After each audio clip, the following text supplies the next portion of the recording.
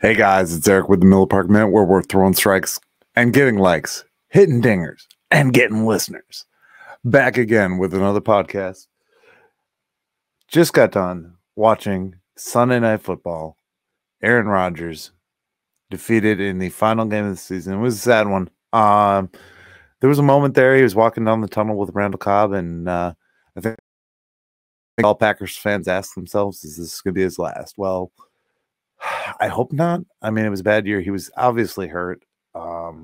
Yeah, just kind of sad. Hopefully not his last season in Green Bay. That being said, we got a lot to get into tonight, so I'm going to get right into it. First, I'm going to make another note for the NFL. I just read this officially put out on Twitter that Damar Hamlin is going to be, normally they give him like a pay cut, and it's in their contract that he's getting a pay cut when he's not playing.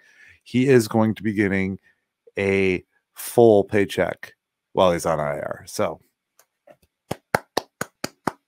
props to the Bills for that. They got it cleared.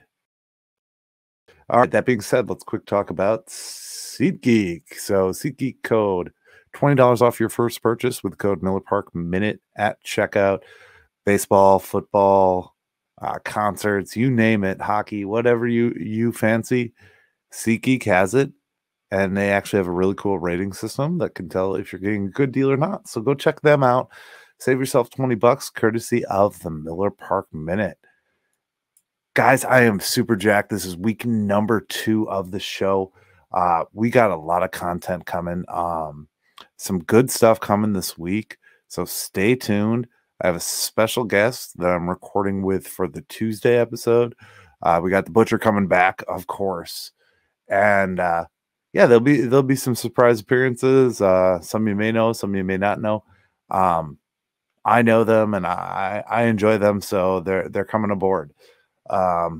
Maybe for brief appearances, maybe to be full-time guests. I don't know. We'll work that all out. I'm in negotiations, okay? So this is a new show.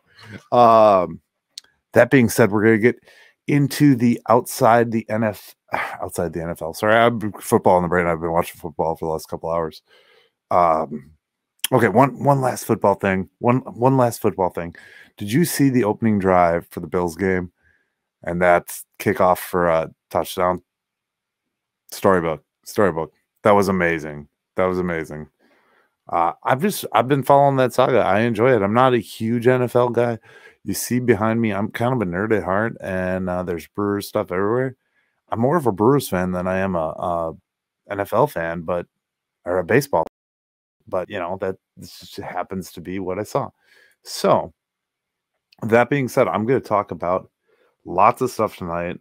First time Allstar Willy Adames, as the title says. Yeah, we're going to talk about that and the potential for it. We're going to talk about some prospects. We're going to also mention, we're going to start off the show with the Justin Topa trade. So this just happened after I recorded the other night. Looks like the Mariners are going to be swapping, or have swapped with us, Justin Topa for minor leaguer Joseph Hernandez. Topa has pitched in each of the last 3 seasons, albeit limited fashion, 18 1/3 over 17 total games. The righty has an ERA of 8.35 for his brief career, thanks to 2 particularly disastrous outings in 2021. That saw Topa charged with 9 earned runs over 1 1/3 frames of work. So flexor tendon sidelined him in 2021. So we didn't get to see a lot of him. But here, let's get into the guy that we got. So he's 20 years old.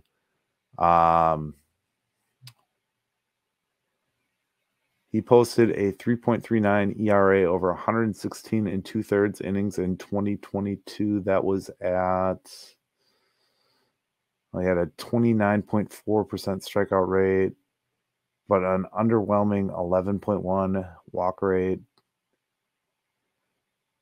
This does not least represent some of the improved control from early in Hernandez's career.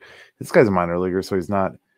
He started at 20. He started 22 of 24 games in 2022, and the Brewers will certainly continue to give the right-hander chances as a starting pitcher.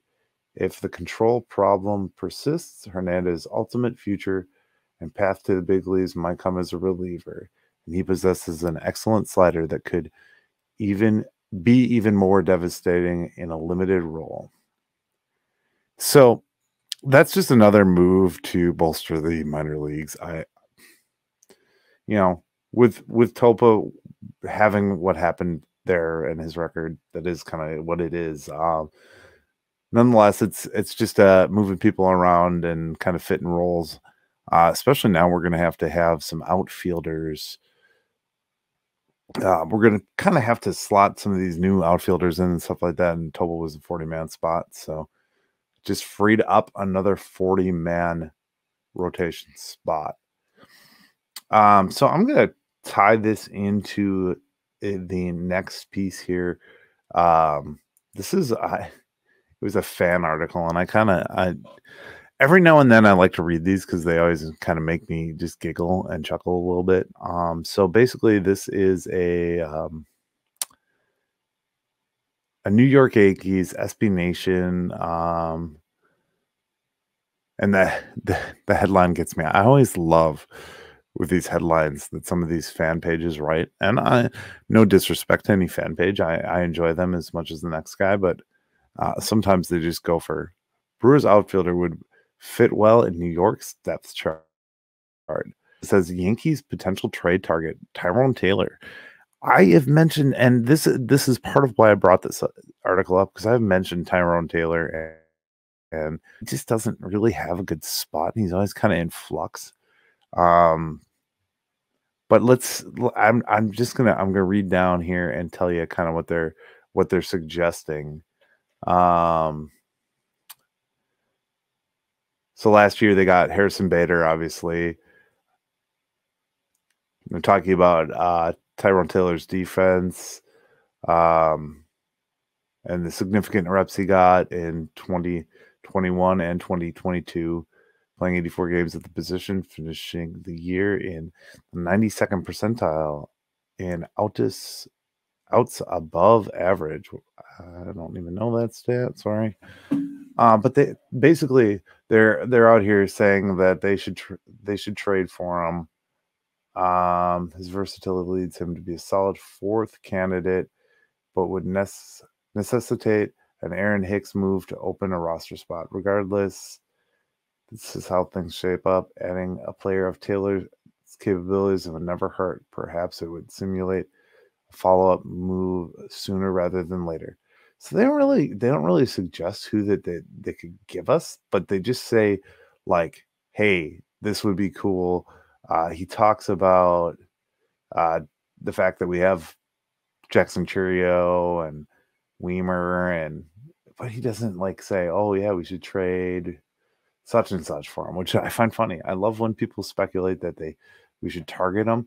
He actually, this guy has got very good knowledge of the Brewers organization, or at least he Googled it and looked it all up. Hey, if the Yankees want him and want to trade some major league pitching for him, let's do it. That's my thought process on that. I've said that before. I said you trade Hira, and I said you trade Tyrone Taylor, because they just don't really have spots. I mean, we've got young guys that we can slot in, and I think they would be better off there. So next topic I want to talk about, guys, tonight is Craig Counsell's contract. I briefly mentioned it. They're talking about that you don't want Craig Counsell to be a lame duck manager. And Counsell, I don't think that's going to happen to Counsell. I think they're quietly in the works. This was actually highlighted in an article off of Brewers Fanatic, our brewerfanatic.com. If you haven't been to brewerfanatic.com, I'm actually part of this community. I really enjoy it. They do have some fan produced content. I know a guy that might be producing content for them. I talked about it last year. I might do it this year. We'll see. Last year it didn't all fall together with the podcast and everything. This year we're rolling along. So, in this article, and this is kind of the first 4 important questions from Milwaukee Brewers to begin 2023, and this is written by I'm going to butcher it, Tim Muma. I'm sorry, I butchered it. Tim, if you're listening, if you find this podcast, I apologize. So will any of the big 3 Brewers receive a contract extension? Is the number 1 in this one. And I've said this 100 times. We talk about, I'm going to beat this one until I have an answer. I'm just going to beat it to death. And that is what it is. I mean, Corbin Burns, Brendan Woodruff, Willy Adames are all under team control through 2024. It'd be terrific and triumphant to build around for the next 5 years. I don't know that word, sorry. But the Brewers will keep some of the 3 or long haul. Yeah, I think, and I've said this, I think Matt Arnold's position here, this has got to be a win. We got to make a win out of this deal. And for him to start his tenure off good, he could sign all 3 and look like a genius in Milwaukee Brewers franchise history. If he does this, I'm going to say this on record right now. If he does this, he is going to outweigh anything that David Stearns has ever done, because that's building our franchise for years to come. Okay, now back to what I was saying about Craig Counsell. Is Craig Counsell going to be a lame duck? He's the longest tenured Brewers manager in the NL. He's currently in the final year of his contract. Counsell has led the Brewers since 2015, winning a franchise record 615 games with 4 playoff appearances and 2 NL Central titles.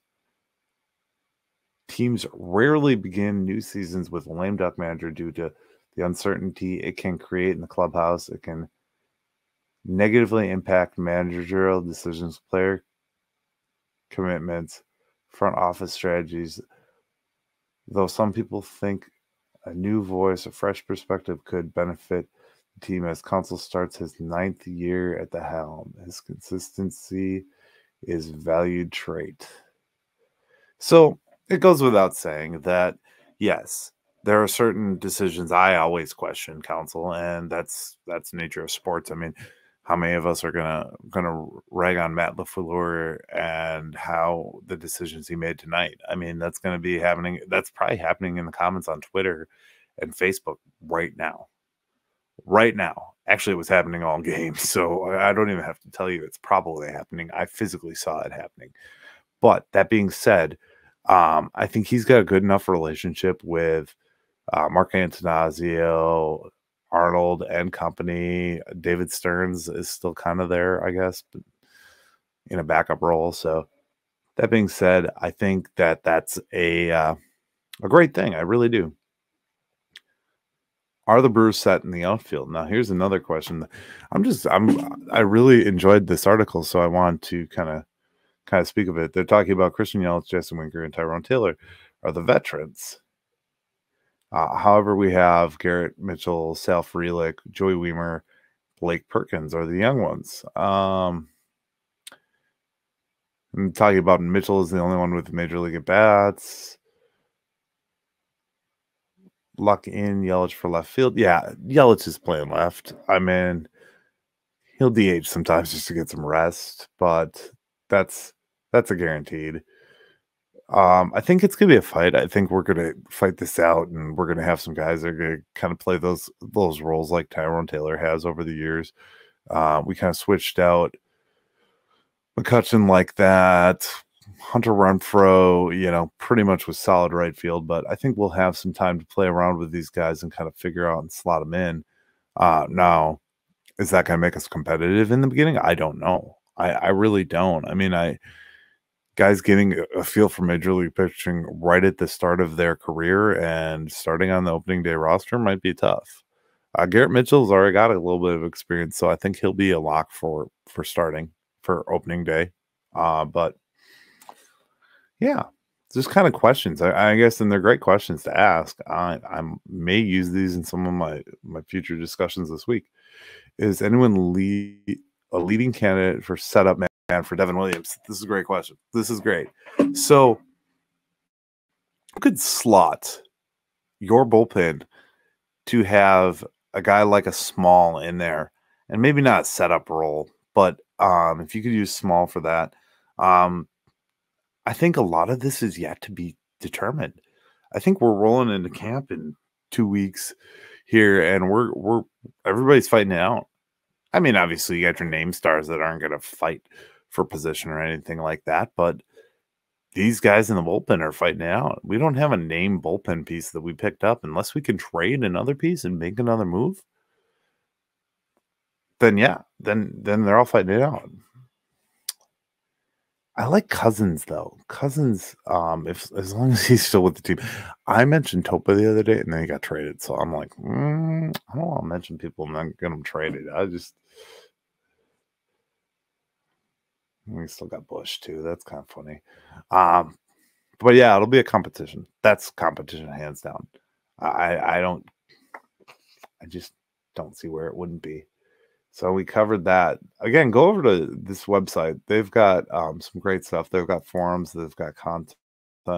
They've got video content. And I don't know. I mean, like, I've got some interviews too, so that's kind of cool. But there's just all kinds of different stuff. BrewsFanatic.com. Go check them out. I will be working with these gentlemen sooner rather than later, probably, if all works out in our discussion. Tomorrow, I will have an update on that if I'm a member of this team or not. So look for that in the Tuesday. This is the Monday episode, so the Tuesday episode. I don't know, guys. I think we're still remaining some question, and I think that's going to be the great debate here. Now we're going to drop into the top 100 prospects. And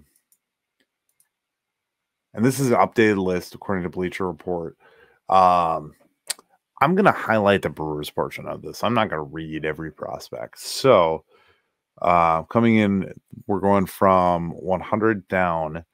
And if we get down to number 92, our center fielder, and what should be our opening day center fielder, if my opinion, Garrett Mitchell for Milwaukee is number 92. And I think he's got a lot of good upside. I think he is going to fall off of prospect status and fall into major league status this season. Then we scroll down from 90 to 81, and we got outfielder Joey Weimer coming in at 91 or 81. I'm sorry. So he's actually ranked higher. I don't know if that has anything to do with his major league, with Garrett Mitchell's major league status, but just scrolling down the list looking for Brewers. I don't like to look at prospect lists. I really don't, but I wanted to see where these guys fell and if they still were on the list and where they ranked in accordance with everything else. Sal Frelick is ranked higher than the other two. Funny. I think it's all a matter of time and timing. I don't know how all these decisions are made, but 40 to 31. Do we got one in there? Nope. I think we all hope that these guys are going to be the next great thing, the next best thing. And then sometimes they turn out, sometimes they don't. I don't know. Did somebody tell me in the comments if you know this? Did Tyrone Taylor actually have like high-ranked prospect status? I don't know. Turing used to, and I know Keston did. Oh, number 5. Number 5 on the list is Milwaukee Brewers Jackson Chourio. So, that being said, we have 4 guys. They're all outfielders. Jackson Chourio's a ways away. I don't think he's a this year. Maybe. I mean, we'll see. I know we're going to see Bryce Turing. I know we're going to see Garrett Mitchell back. And probably either Weimer or Frelick, depending on how they compete. So we got 4 guys that could come out of the top 100 and be on the roster at some point this season. So that's exciting. No mention of Ethan Small or any of the pitchers. Our pitchers are on this list. I'm going to scroll back and check real quick. Yeah. Okay, so pitcher. So we don't have a top pitching prospect. Good to know. Good to know. So that's the updated top 100. So we got 4 guys on there, all outfielders. Take it for what it is, right?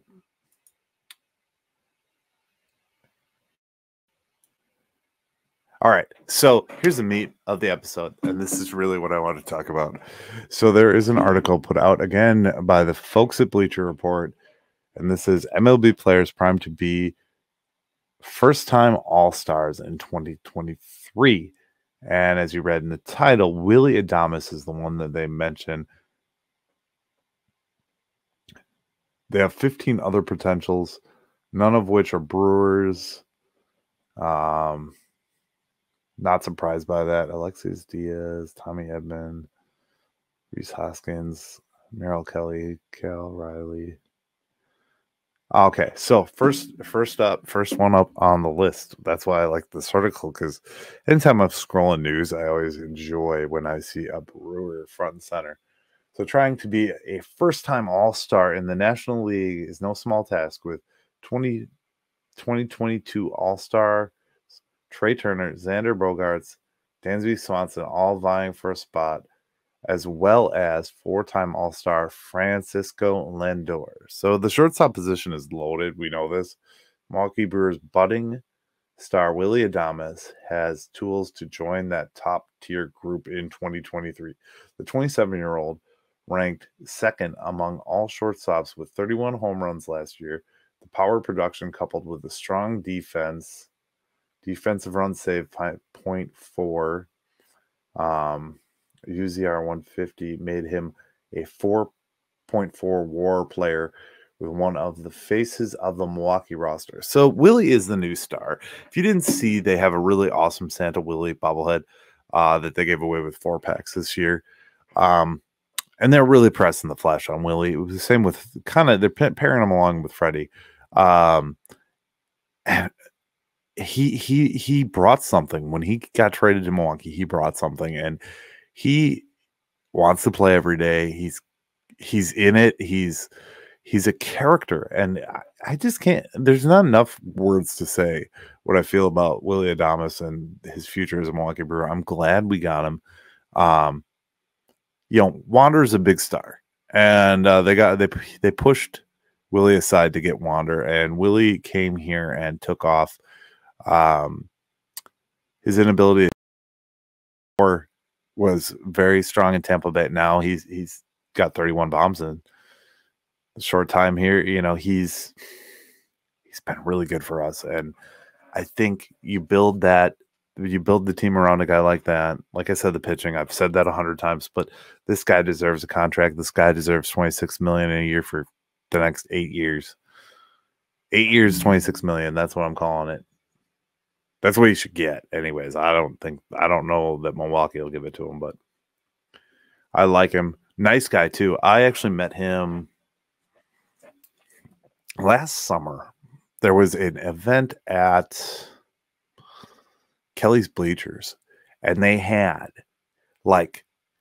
very short notice, and it wasn't like you couldn't get anything real. I think I got a player card signed, and I had a conversation with the guy and shook his hand, and just an outright gentleman. Took a picture with him. It turned out blurry. It was a selfie. It was bad. I should have just let the lady take a nice picture with my phone, but Me being me, I wanted to be selfish. I wanted to. I'm a good photographer. This is what I do. No, yeah, nerves and anytime you get in front of an MLB star, you're kind of. I have some bad ones from on deck where I chase down like Thames and Perez. Excuse me. A little bit of stutter there, but yeah, and those were terrible selfies. I've taken a lot of terrible selfies with Major League Baseball players. I've taken good ones too, so it just depends. Usually at an autograph signing, I usually throw my phone to the guy behind me. That's kind of like the standard protocol. It's what I feel anyways. They normally don't have a guy. Actually, no, Waukesha Sports is really good about it. They have a guy that usually one of the guys will step up there and be like, "Here, I got your phone." So it's really cool. But that side note aside, Willy Adames first time All-Star. And then you know what's going to happen. We're going to have 4 All-Stars, maybe 5. And it's going to be Corbin Burns, Josh Hader, and Devin Williams. Corbin Burns, Josh Hader, Brandon Woodruff, not Corbin Burns, Brandon Woodruff, Willy Adames, and Devin Williams. Those are our All-Stars. And maybe Contreras. I don't know. We'll see how Contreras pans out in the long haul. I don't know. I can't tell you. But all right. So we're going to finally wrap it up here. Or get to the wrap, I should say. Best remaining. I'm just gonna poke the bear a little bit on these trades and things like that because I think it's funny. We're getting towards the end of the podcast, so this is kind of an all MLB topic. This isn't Brewer specific, but the best remaining free agents at each position. So starting pitcher, they're saying Johnny Cueto is the best available. Relief pitcher Andrew Chafin. Oh, that's an interesting one. Gary Sanchez for catcher. We already got catcher locked up. We're good there. Trey Mancini. I kind of at one point wanted him, but we got Rowdy. Second baseman Josh Harrison is still on the market. Shortstop Elvis Andrews. We don't need any of these. Third baseman Brian Anderson.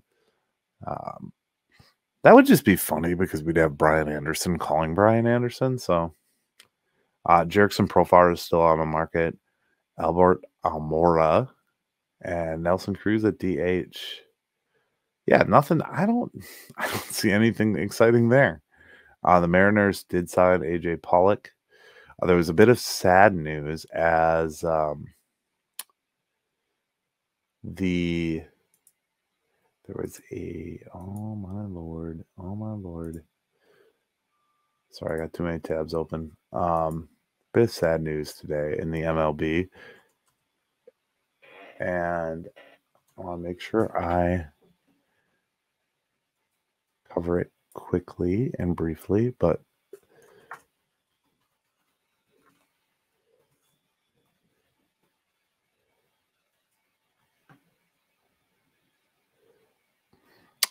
so Liam Hendricks announced Sunday that he will begin treatment for non-Hodgkin's lymphoma. I am resolved to embrace the fight and overcome this challenge. So that's sad. And I just wanted to cover it in brief and wish him the best and well wishes for all of that.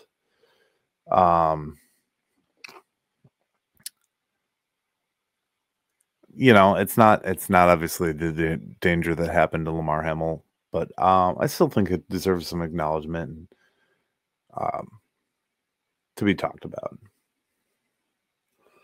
I did see an interesting thing too by Effectively Wild put out there is Shohei Ohtani a Hall of Famer already.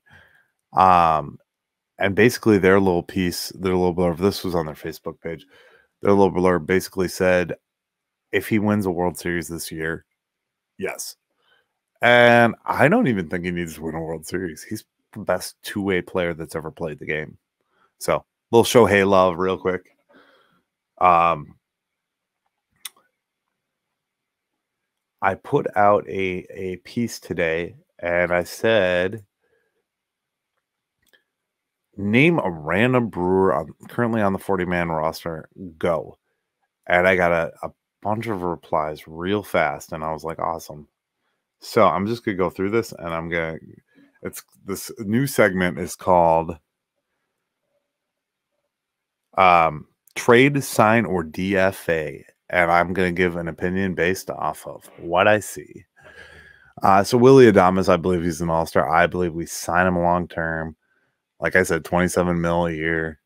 Al Blau put Yelich. Can we trade him? No, just kidding. I do enjoy Yelich, but I wish he'd step up the production, obviously. And Georgia put Freddie. Freddie, sign, extend, keep extending.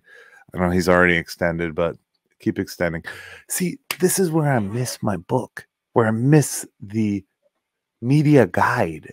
I had to think about what it was called. The media guide, because the media guide also gave how long their contracts are, and you didn't have to go to Baseball Reference. You didn't have to find an outside source. You literally picked up a book that was on your nightstand and said, hey, look, we got Freddie Peralta through 2025 or 2024, whatever it may be. So I missed that quick reference manual, and I just used it when I was watching games. A lot of time I didn't even use it doing this because they haven't really had a lot of them since I started doing this. But yeah. And somebody said Willy, Bryce Turang, bring him up. Bryce Turang, bring him up. Let's see him play. Owen Miller, I'm interested. Wisconsin guy, you're going to root for him a little bit. I'm interested there. Peyton Henry. I don't care anymore about Peyton Henry. I don't know why we're maybe, who knows? But if we do need, I guess Caratini may not stay around. So, all right, a good third catcher, Peyton Henry. Thanks for that one, Pablo. But yeah, that's that little piece. I think I've covered just about every other piece I've got for you guys today. I'm really excited with what's coming. Yep, we talked about Topa. Talked about all that. All right, yes. And we talked about Hendricks, which sad. Yankees trade and blah, blah, blah. Oh, Twins Correa. So there is one piece that the little note I put on the bottom that Twins may be back in talks with Correa, which is funny. This Correa saga has just gotten ridiculous. And does anybody really care anymore? Does anybody care? I don't care. I don't. The guy,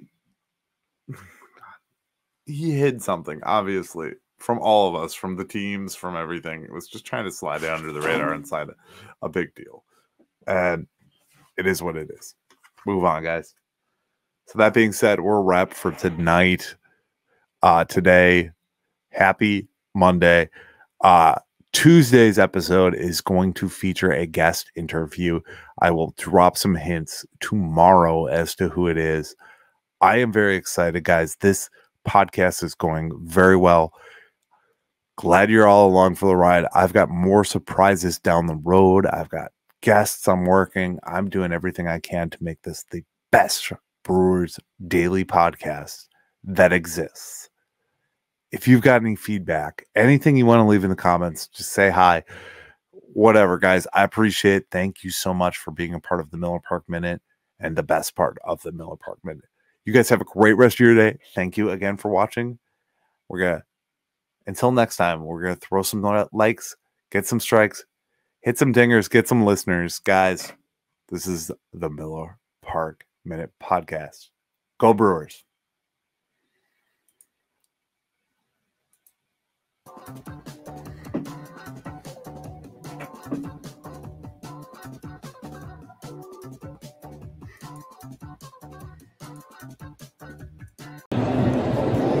Thank you for watching the Miller Park Minute. Go Brewers.